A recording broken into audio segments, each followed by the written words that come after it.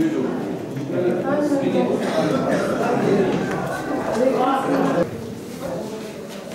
millet buradan yapsın, çarpma başladı.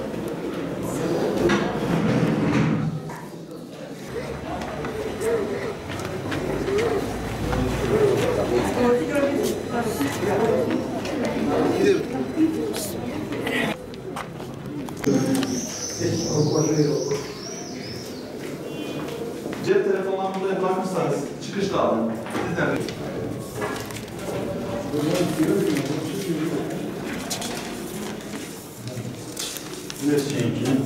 Bu sıradan mı geliyor, bakıma mı geliyor? sıradan geliyoruz da şimdi onlar babası... Önceden aldınız mı siz? He, onları aldık. Niye alıyorsun sen? Babası bıraktı da Babası bizim kimliklerini. kullandı, kızlar dışarıdaydı.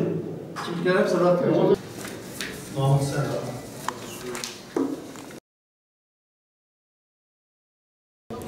Ekside, Alexis'e bir tane daha var.